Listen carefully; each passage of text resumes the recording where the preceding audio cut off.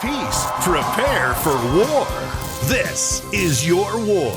Here's your host, Sir Wayne Allyn Root. Hey!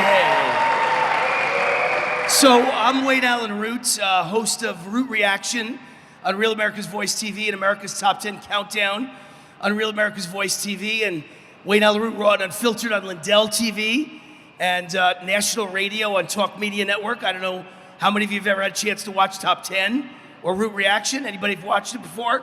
Because what I do is I count down all the most important stories in the news every single week that you really don't hear in mainstream media. You tend to not hear them on ABC, NBC, CBS, of course not on CNN, on MSNBC, and never really very often on Fox either, because they're kind of rhino.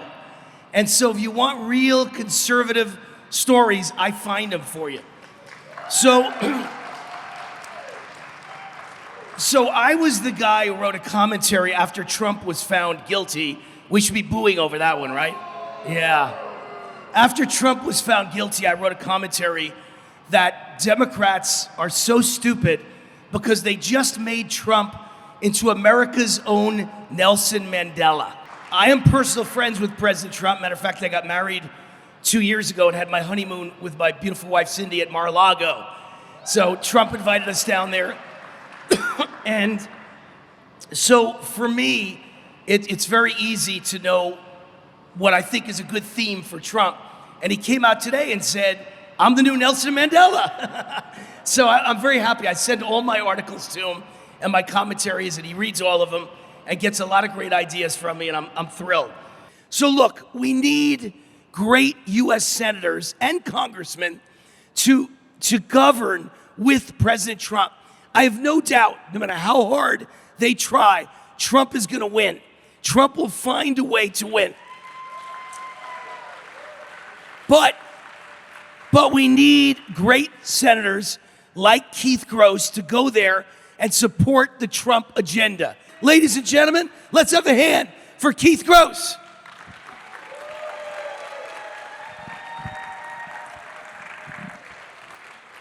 America's a great country, right? Keith's the example. Thank you. Only in America, right? Only in America. From dirt roads to runways. That's your book? That is my book. What does that mean, runways? You're a pilot? Is that what I'm you're a talking pilot about? now. I grew up with nothing. I grew up in a family that didn't have a lot. I'm a Florida native. I was born in North Florida. I grew up in a family. We lived in a trailer when I was a kid. And I went from that to flying my own jet because of the American dream. You're not just piloting your own jet, you own the jet. I do, and I love to fly. It's a fast way to get places, but only in America can you go from a life of poverty to a life of incredible success. That's because of the freedoms that have made this country so great. Only in the old America, not in the Joe Biden America. It's on us to save that American dream before it's too late. We are losing freedoms at a rate I never thought I'd see in my life. Reagan used to say you're one generation away from losing freedom forever, and it's our duty to preserve it. I believe we are only one generation away from restoring freedom, and it starts here and now with y'all. We can get this done if we work at it. I don't even think we're one generation away. I think we're 1 year away. I think so. We're going to get Donald Trump back in the White House. I think we're November 5th away. It's do or die on November 5th to elect Trump. And if we elect President Donald J. Trump, we got to have great senators to work with him. So let's talk about why, Keith, you would be a great senator. I think the first question, the most obvious question, and I'm going to ask Keith like 5 questions that I've jotted down that mean something to me, that I think will mean something to you. But when I'm done, I'm going to go out to the audience with the mic, like Phil Donahue, and I'm going to let you ask questions, all right? So get ready if you got some good questions. So the first question is, why are you running against Rick Scott? What's wrong with Rick Scott? That's a good question. I like why to say... isn't he here tonight, by the way? He isn't. That's Rick's chair. Where's Rick? He was invited. What do you do? First of all, why is he hiding like Biden? I don't know. Well, even Biden's willing to debate. Even Biden now is willing to debate. That's true. I'm not running against Rick, so to speak. I'm running for America. But,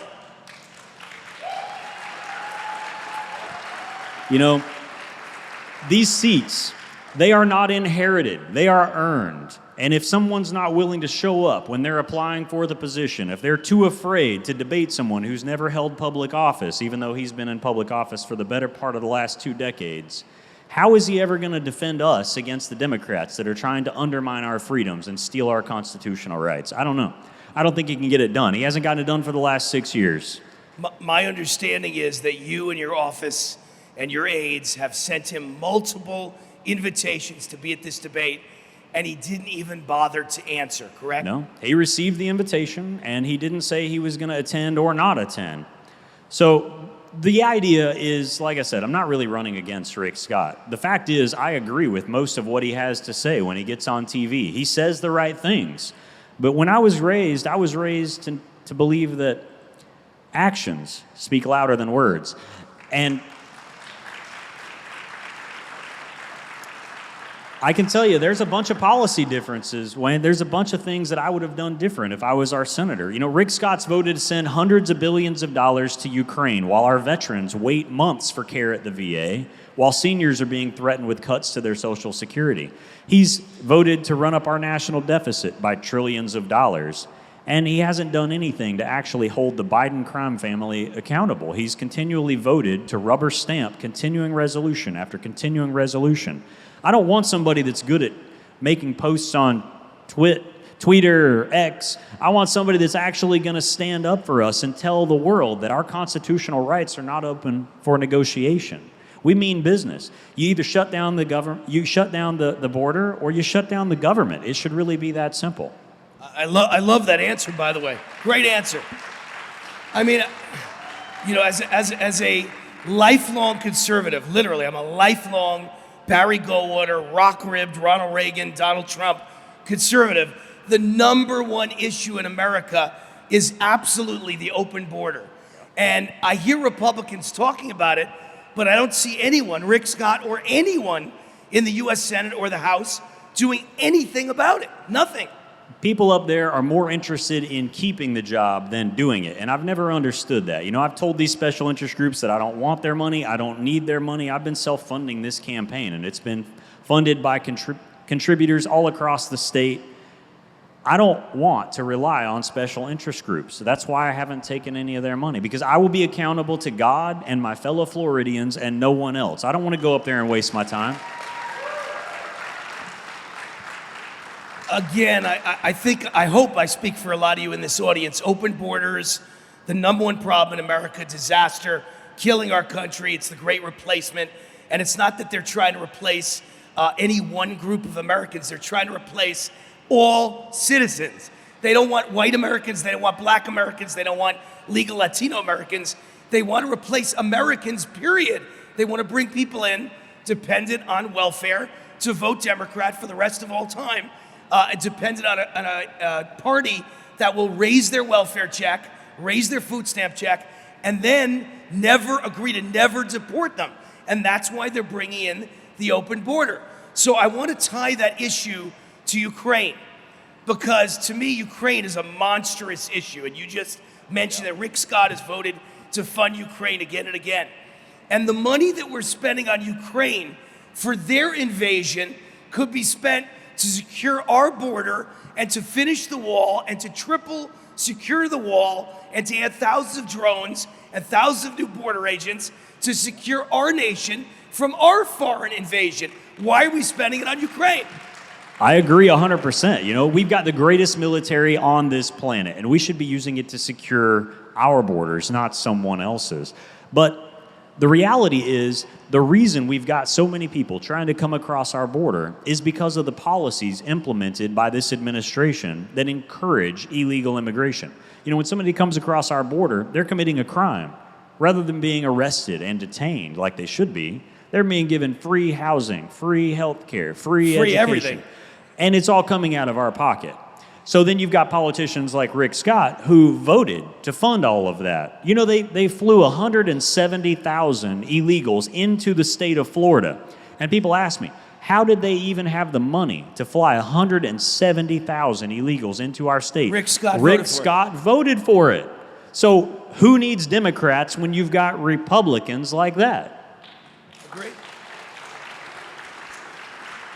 And I think this topic flows very naturally into the idea of term limits. So I know you're a big fan of term limits. I'm a big fan of term limits.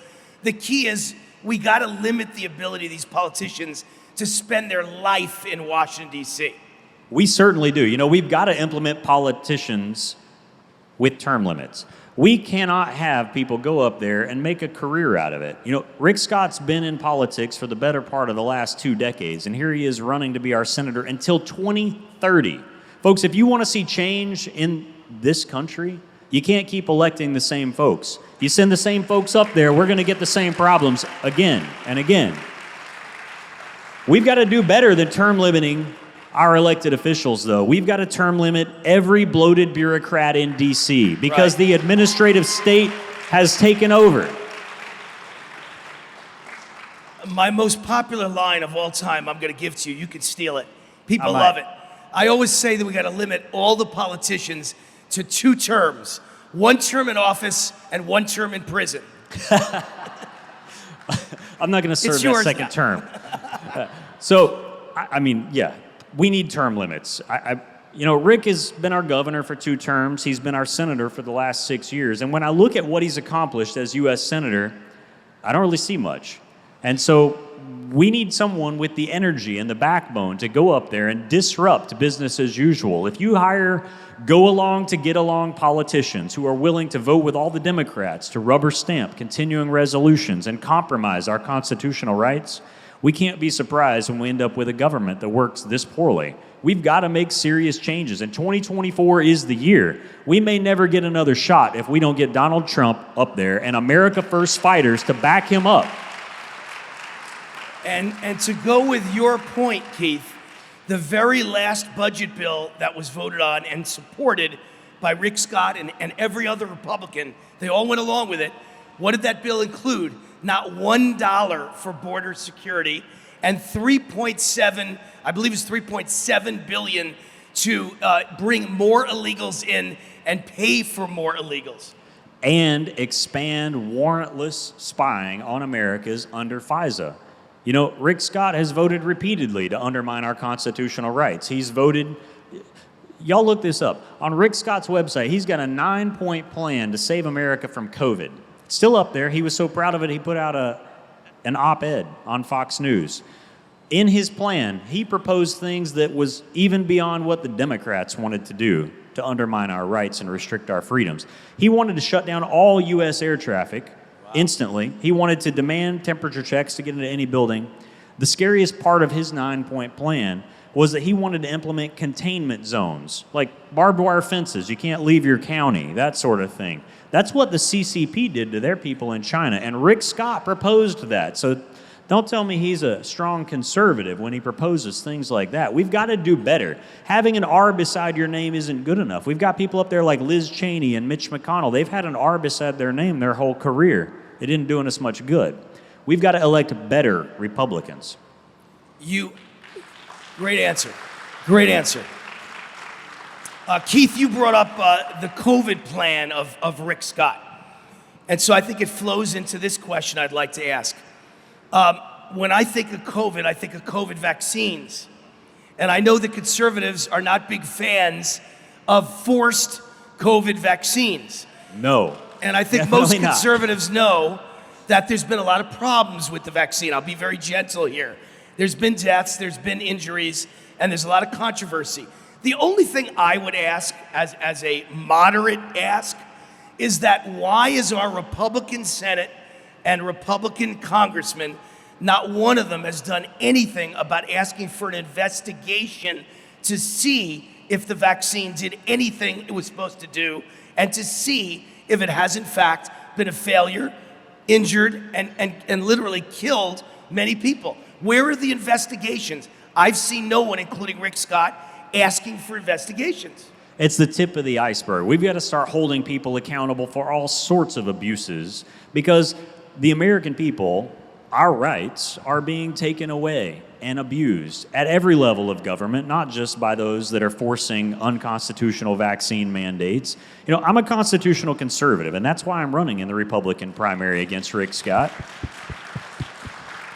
Because we've got to have people that are willing to defend our constitutional rights. There should be no vaccine mandates at all. Certainly not one that's forced upon our military members. Certainly not an experimental vaccine. No vaccine should be mandated.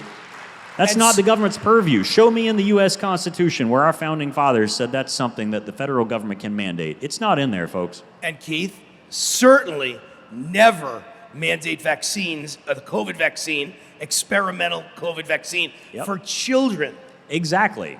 We've got to start protecting our children, and that means keeping the government out of the way, out of the education system. They shouldn't be forcing, men into girls' sports. We've got to do a lot better at protecting our children. And the first thing we can do? Get the government out of the way, because states like Florida are doing it right. We've got to keep the federal government out of their way.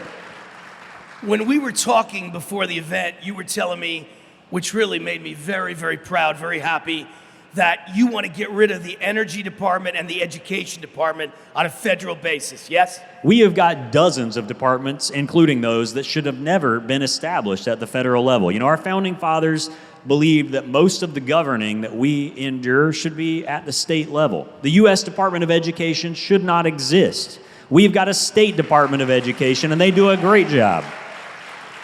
The U.S. Department of Education, their budget is $300 billion a year. That money is wasted.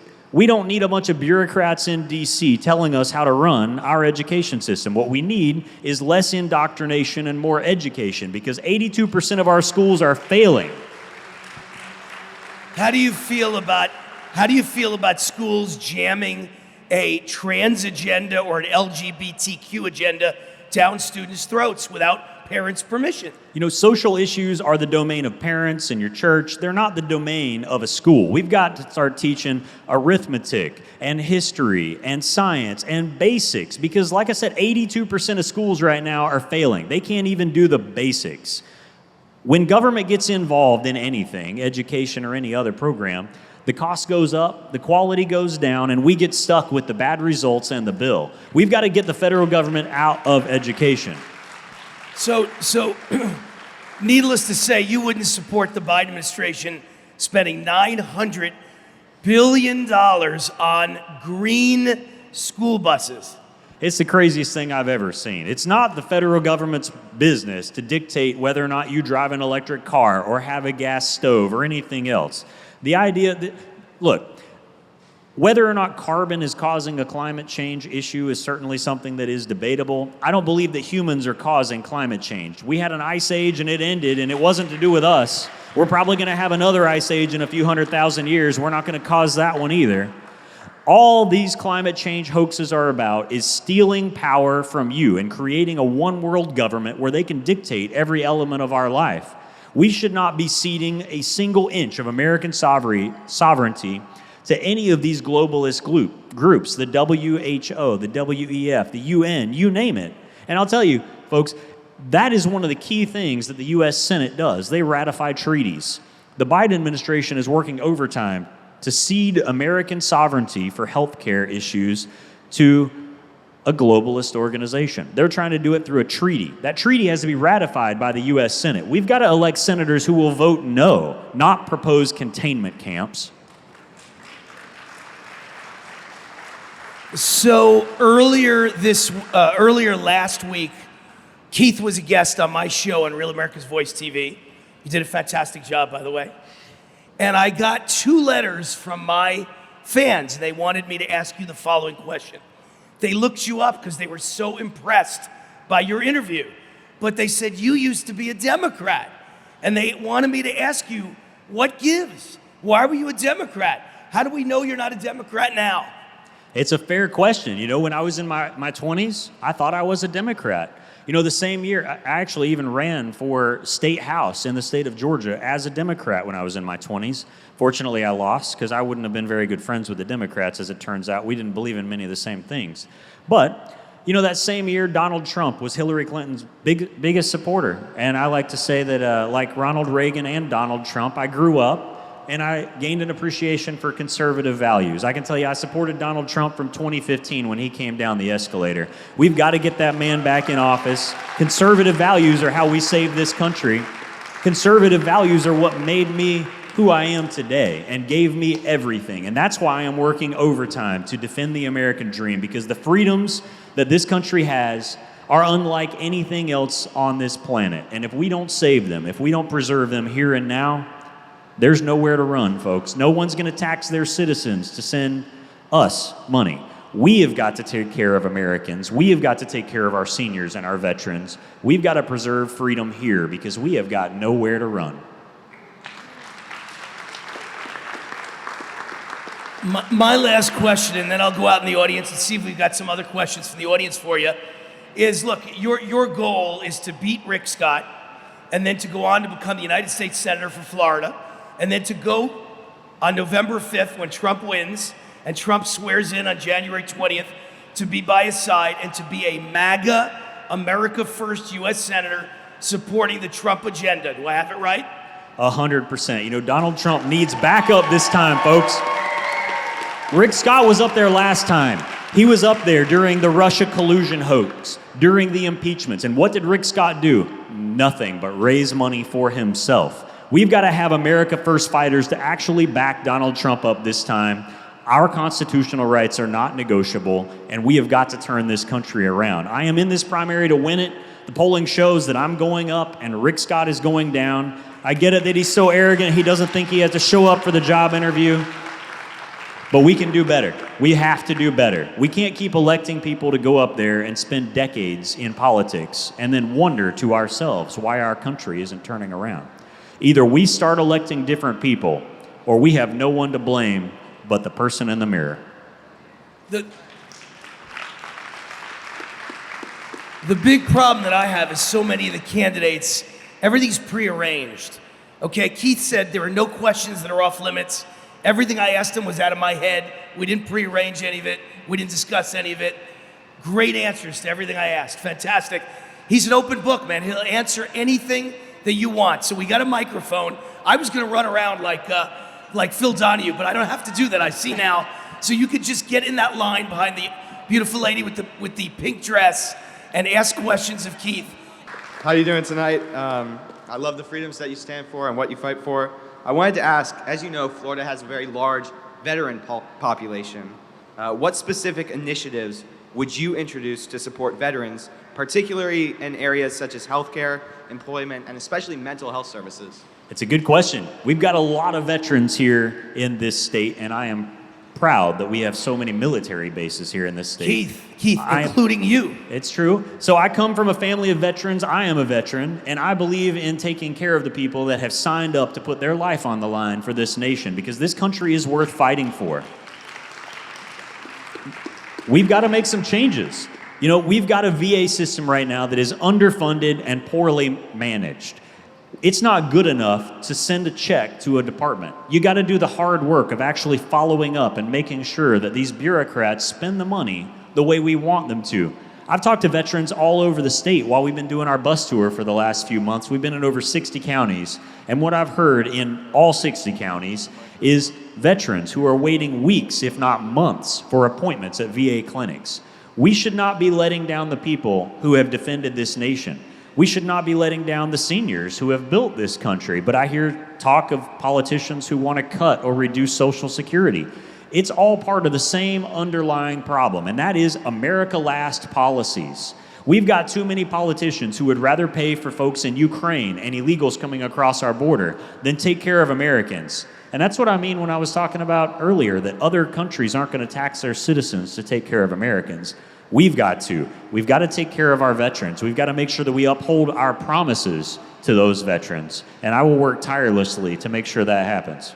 Thank you. Excellent answer. As a junior in high school that has started to tour colleges, what are you going to do to prevent violent protests across college campuses? Well, you hit the nail on the head there, right? Violent protests, he asked about. What are we going to do to stop violent protests on our college campuses? I am all in favor of free speech. And you know, free speech protects speech that we disagree with, even terrible ideas. That's what freedom is all about. But there's a difference between free speech and taking over a highway or blocking a building or committing crimes. That's not free speech. That's criminal activity. We've got to get serious about prosecuting crimes in this country. And we see it happening in blue states all across this country where criminals are being turned loose with no bail, repeat offenders are being let out. You know, that's what led me to go and work briefly as a prosecutor here in our state. I didn't want to see criminals let go because they didn't have enough prosecutors. I wanted to jump in there and do everything I can. And I'm going to keep doing everything I can to make this country a safer place because we should have freedom. Criminals shouldn't. We've got to flip that around. Hi, Keith. I'm a veteran as well. I served 24 years in the United States Air Force. I was a crew chief. I worked 10 different airframes. I appreciate your service as well. Thank you for your service. Thank you to thank all you. the veterans in the room. So I never thought I would step up and run for state committee woman in my county, but here I am running for it. Hopefully I'll be elected Congratulations. August 20th because we need to save this country. I have watched everything just start falling apart. I've been to those countries. I can see what's coming here. And I try to tell people, I try to wake them up. I don't know what else we can do, but just shout to the rooftops. So I have 3 questions for you. With the 2020 election controversy, what are your thoughts on a national voter registration? And what do you intend to do to prevent illegals from voting? Second question, what do you intend to do about the escalating illegal alien problem? And the last question, what do you intend to do about the weaponization of our DOJ? Because I am pissed off that nobody is standing up for our J6ers. Everyone knows when you go and you try to overthrow, you take weapons with you. Do you not? There was nobody there with a weapon. Okay, and they opened those doors. They let them enter. That was Pelosi and her cronies that did that. Excuse me, sorry. You're 100% right. J6 was a setup. We know that. We know that January 6th was a setup. We've got a weaponized Department of Justice, and we can see it playing out right now. They're attacking Donald Trump, and you know he puts it very clearly. They're not really coming after him. They're coming after us. He's just in the way. And that's why we've got to make sure we put him back in the White House in 2024. We've got to back him up because if they can do that to President Trump, they can do that to any of us. They have made up charges and they have invented cases. It's rigged, just like January 6th was rigged. I can tell you how I would respond to a weaponized DOJ and how I will handle it as our next U.S. Senator is I will work to defund any department that violates our constitutional rights. You know, our Constitution guarantees us all equal protection under the law. And what we've seen is not equal protection. We've seen liberals allowed to burn down cities, loot stores, and then we've got folks walking across the Capitol lawn going to prison. We've got people praying outside of abortion clinics being arrested. That's not equal protection under the law. And so I would block all funding to the Department of Justice until and unless they're willing to honor our Constitution and impartially enforce the law. You asked a couple of other questions. One of the others was about voting security.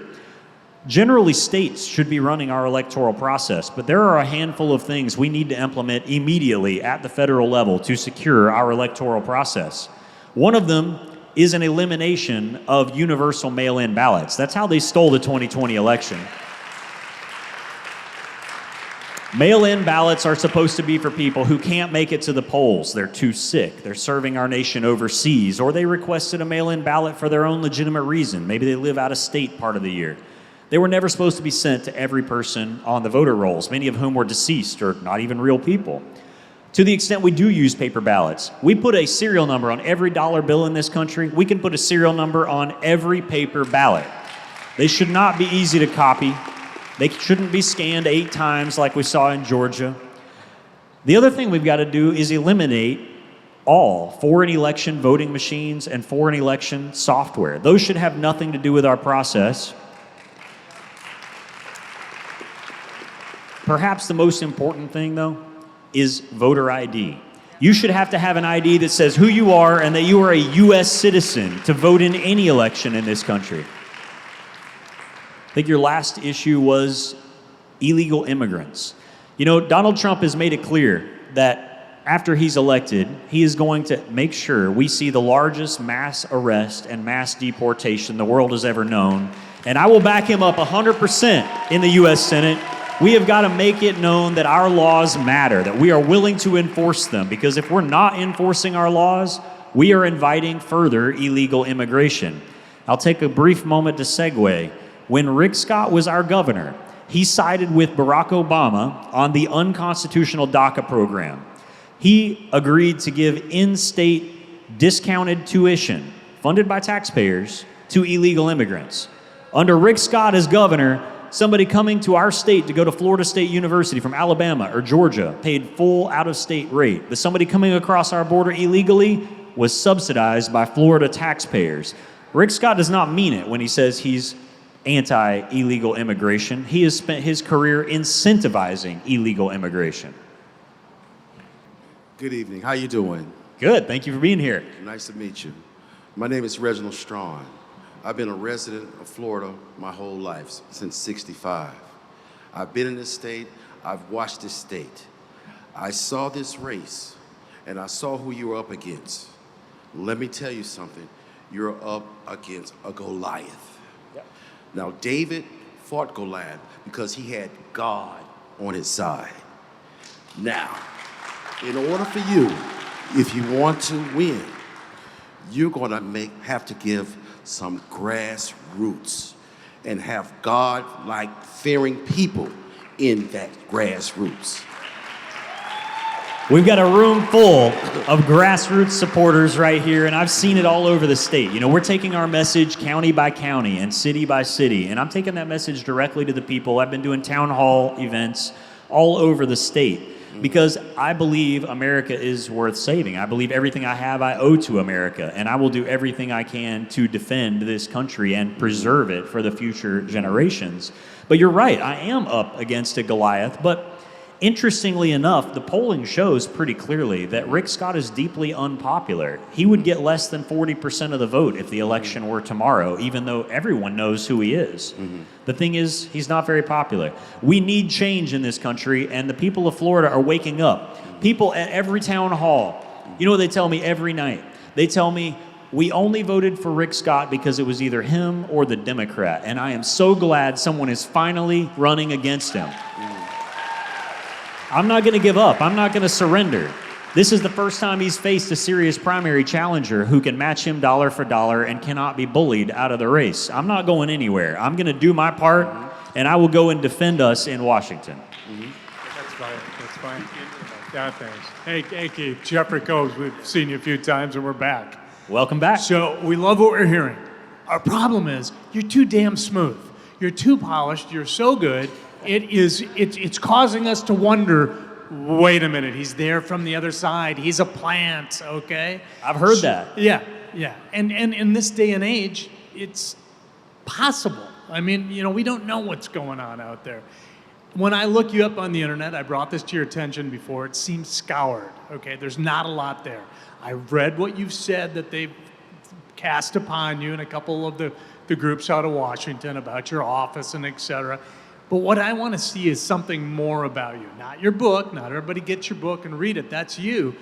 Are there interviews out there going in depth, or are you willing to do an interview with somebody and go into this at length so that we can learn more in depth, not just here in front of a group here? First of all, I am a complete open book. I'm happy to talk about anything y'all want, unscripted. Like you said, maybe I come off as smooth, but I believe if you tell the truth, you don't have to remember anything. So it makes life pretty easy, right? All right. All right.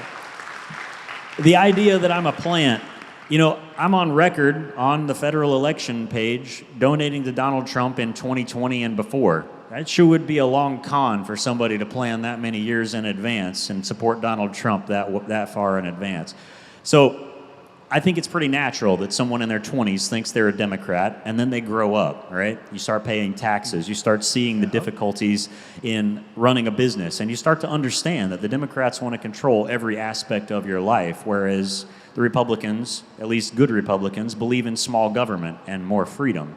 It doesn't take long to start to realize that that's the only way we can turn this country around. It's not some massive scheme. It's just the reality of growing up. You know, as Wayne was telling me, Winston Churchill said, when you are in your 20s, if you're not a liberal, you have no heart. And if you're still a liberal by the time you're in your 30s, you have no brain. I think that's a pretty typical transition, right? Agreed. Agreed. So are there some in-depth interviews we can find somewhere? Only the ones that I do at events like this. Are you willing to do one outside of an event like this? Anytime, any place, I'm happy to talk as long as y'all want to talk. I'm going to set something up for you. Now, most of us are concerned about children and schools and education.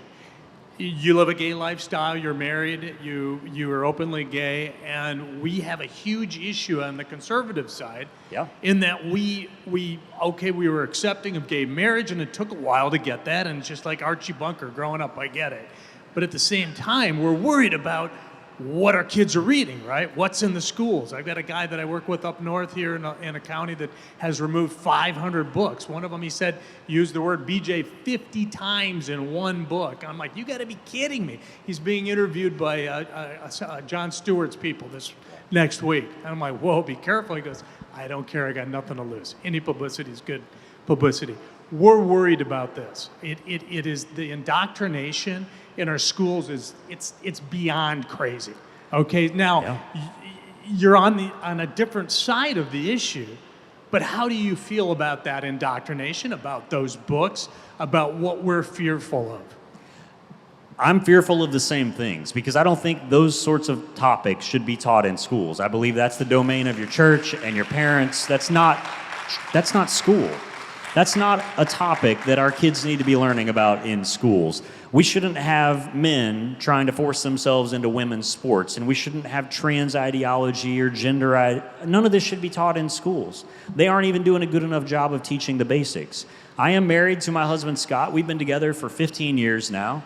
And, you know, I'm running on a message of absolute freedom. Our founding fathers did not believe the federal government should have anything to do with marriage, and neither do I. It's not an issue for government. What two people do in their life has nothing to do with the federal government. So, my view is you either believe in freedom or you don't. And I believe in freedom. Hey, thank you very much, and I'm going to take you up on the interview, all right? I look forward to it. Right. Thank you. Thanks so much. Good evening, sir. We met a number of months back in a very small town in North Florida, and I quizzed you extensively on what specific steps you would take to downsize the federal government. And you had some ideas, education was mentioned, but you said the next time we met, and here we are, that you would have a specific answer to that question. And you came in here tonight and you gave it, education and energy. So, and I appreciate that, actions and words.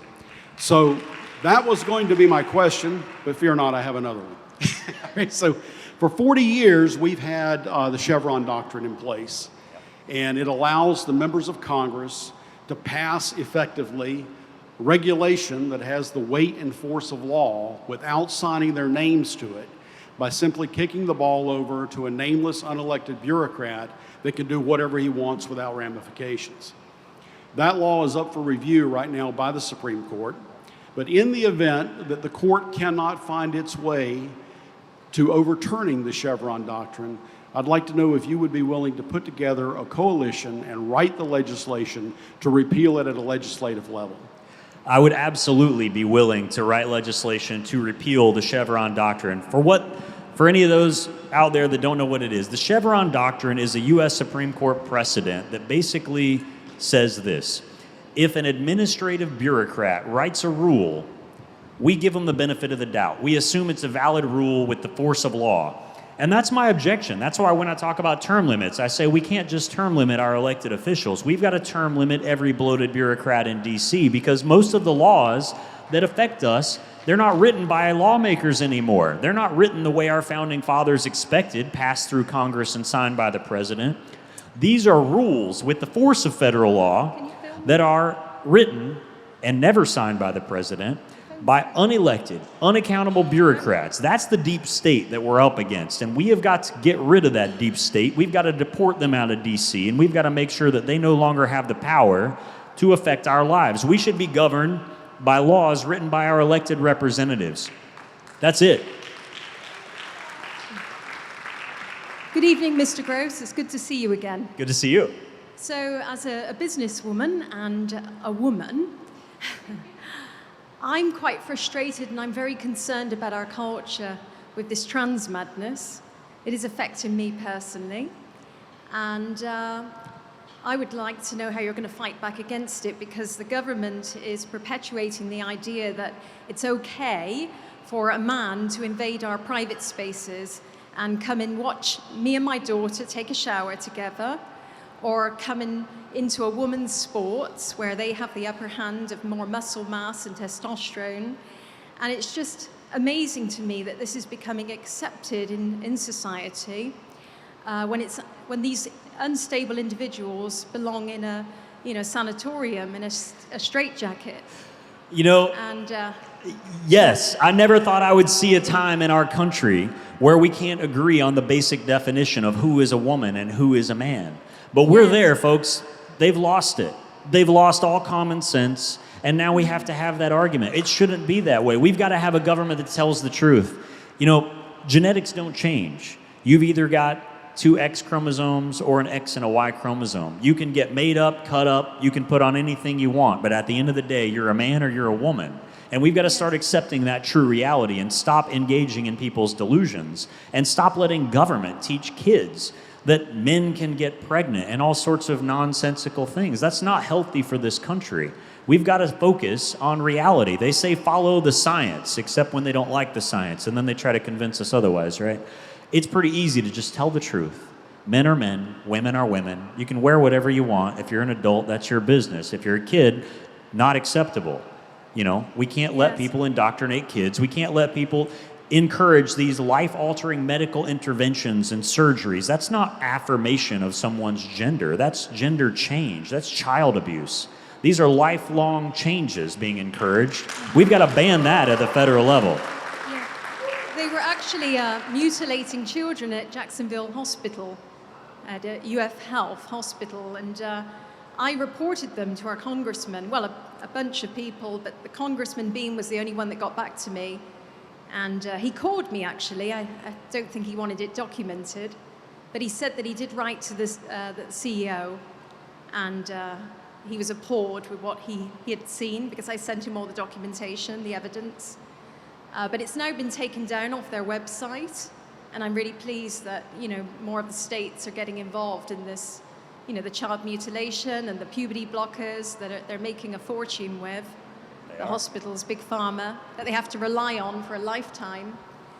So, but I think that is a big problem. It's a bigger monster than people realize, because it's affecting our culture as well, with the pretend pronouns, for example. Because remember, when they change the language, they change people's minds. And one of my businesses, I teach etiquette. And believe it or not, I'm the only one in my industry standing up against it in the media. I've been speaking out, I've been on Newsmax. But there's this guy in London, he's contacted me actually, because I blocked him on Instagram, because he claims to be the world expert in etiquette. His name's William Hanson. And they want everybody to adore them, these so-called world etiquette experts, him and his partner in New York. But they're normalizing this idea that, men can be women, women can be men, with the pretend pronouns. And they're eradicating proper honorific titles such as Mr., Mrs., Miss. And even big tech's doing it, big tech tyrants.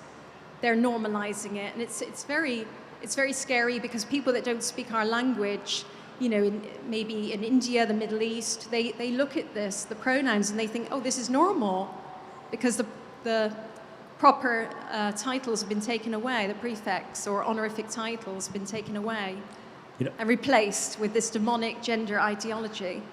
I think that's a big issue. You talk about the modification of language, and I'm sure you've seen this. It seems like the left thinks that 1984, the novel, was an instruction book instead of a warning, because we're living in a world of newspeak right now.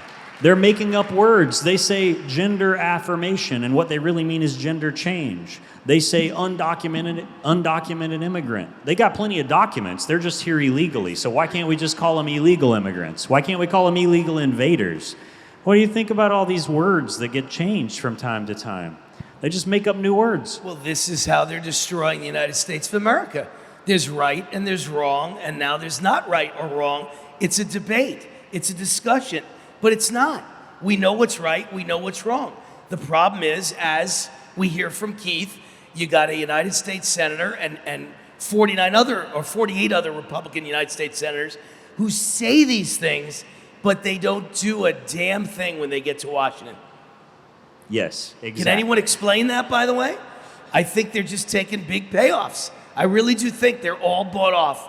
Once they get there, they're blackmailed and they're bribed. It's as simple as that.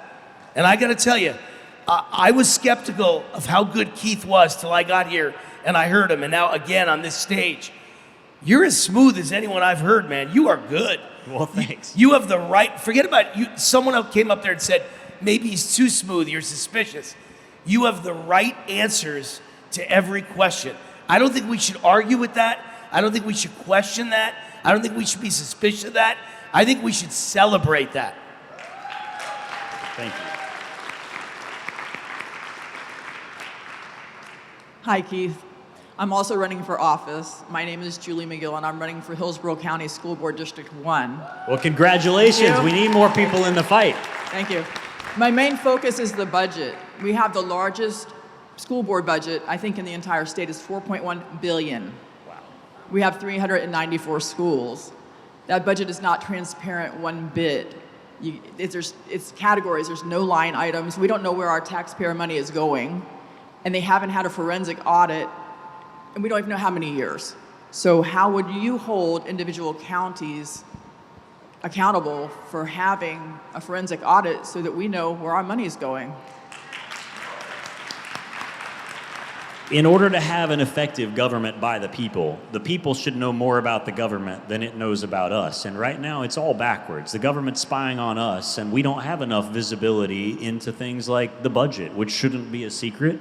So we've got to do a better job of forcing transparency for government at every level, because if we want citizens to get involved, and I've been talking about this all over the state, that we've got to get people more involved, we've got to have more transparency.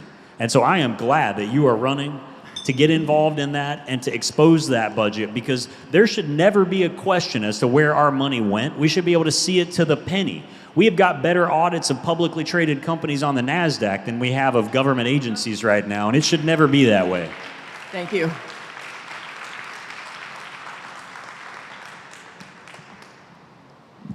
Hello, Mr. Gross.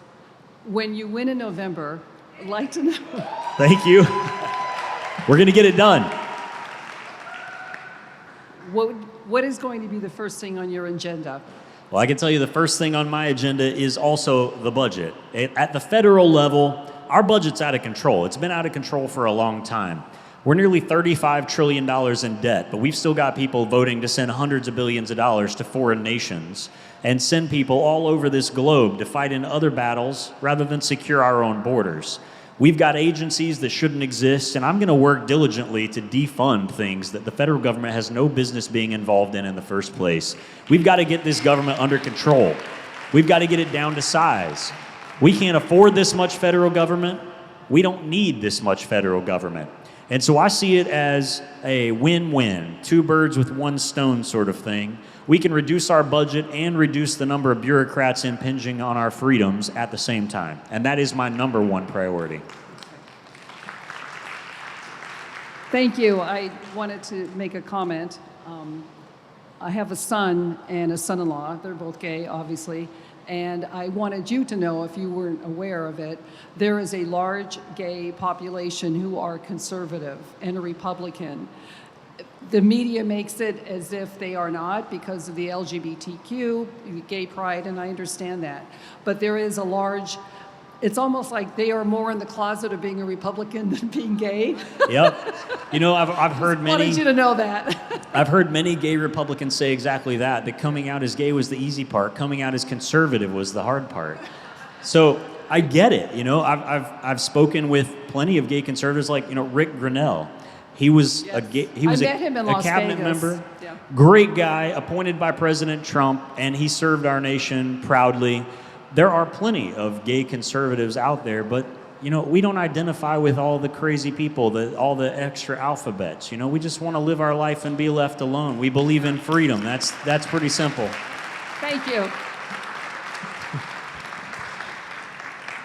Hey, Keith. First of all, thanks for actually having the balls to be here and represent us while Rick Scott says that he represents us, but he's not here. So thank you for that. You've definitely touched a lot on the budget, which is a big topic for me. You've partially answered that question, but would you also be able to go further than just basic things and possibly even go further, like being able to hold like China accountable for lost wages and money that they basically did during COVID?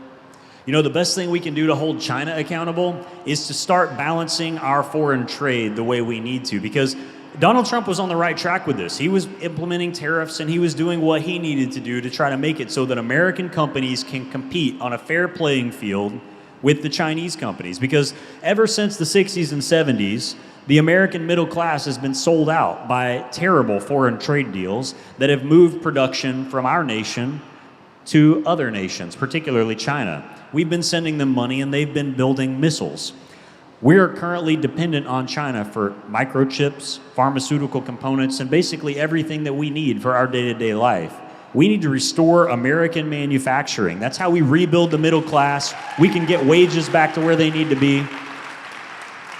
We've got to make it so that American businesses can compete on a fair playing field again. Other things that we can do in the budget, the list is long. There are dozens of agencies that should not exist. Just as early as the 1990s, we had a budget that was 40% of what we currently have.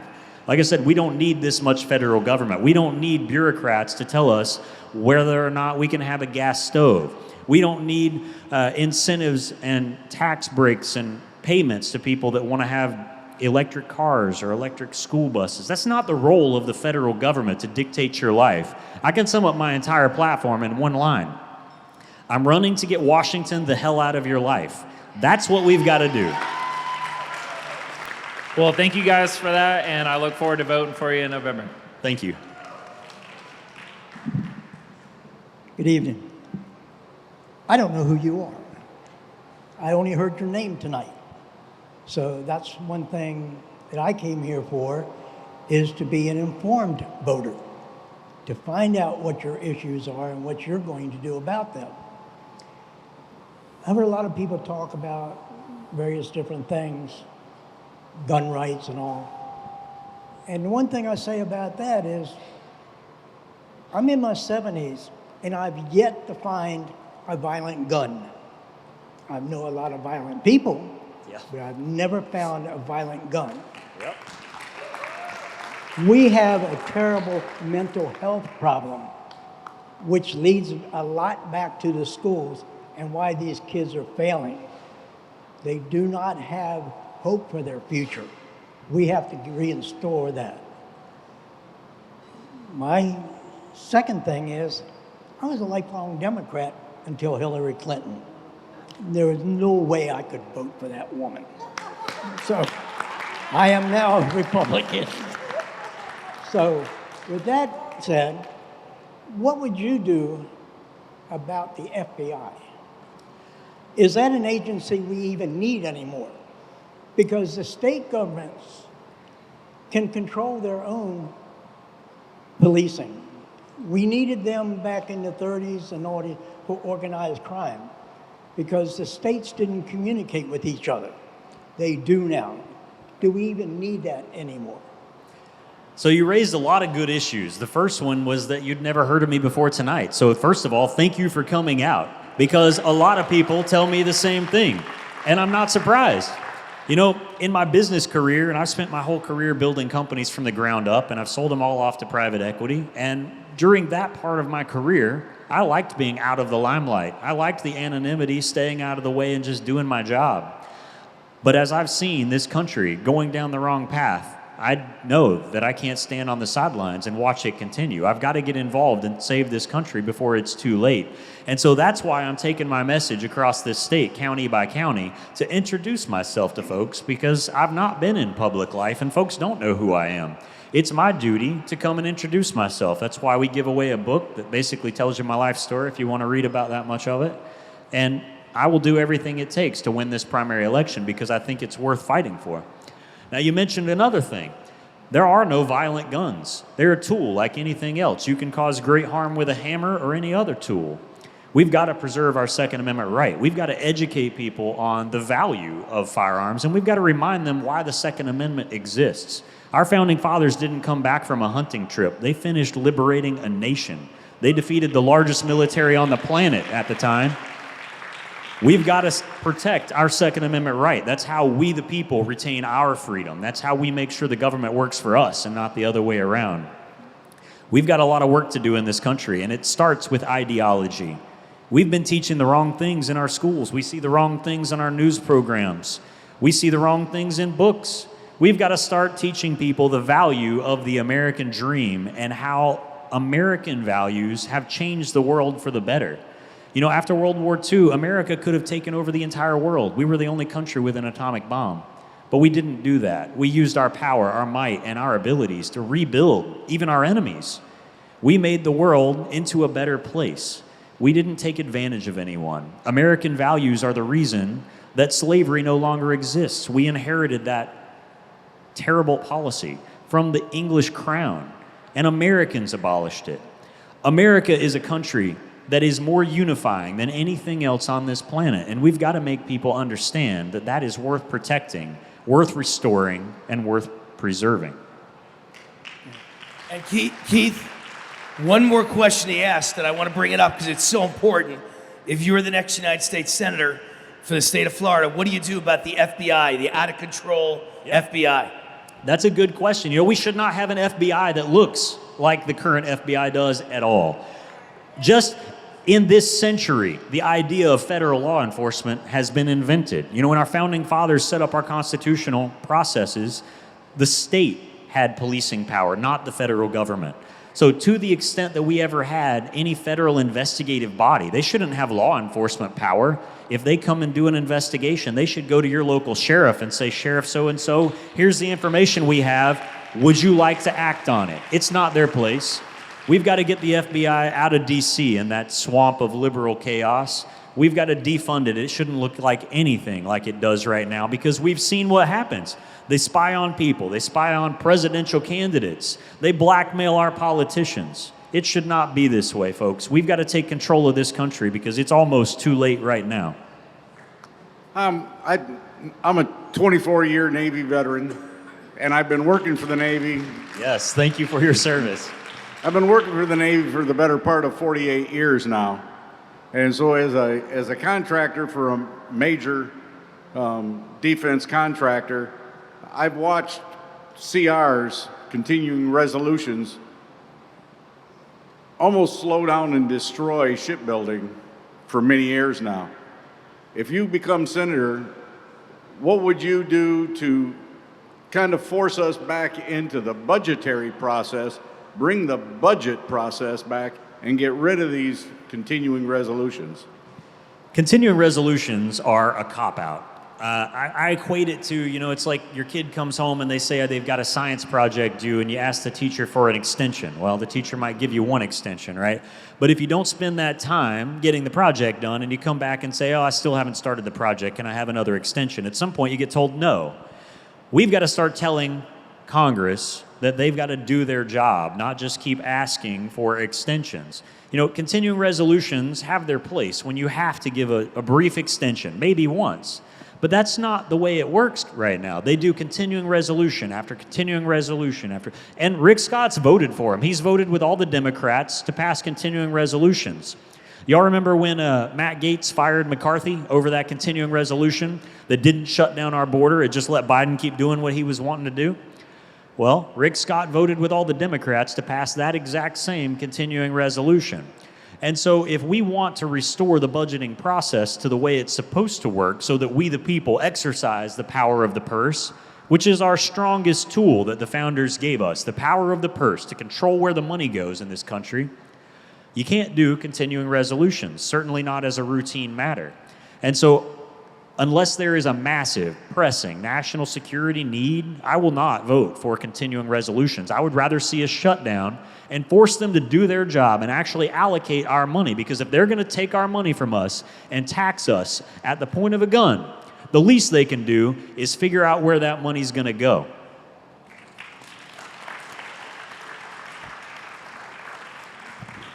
All right, folks, they're telling me we got to wrap it up. I know some folks have places to be, and we want to make sure we honor your time constraints. So I'm not going to go anywhere. I'll stay here. We can do further one-on-one discussions. We can do pictures.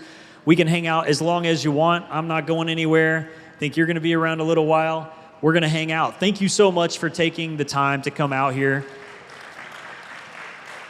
And I wanted to say, what a great job did Keith do with those answers. Fabulous. Fabulous. Thank you, Keith.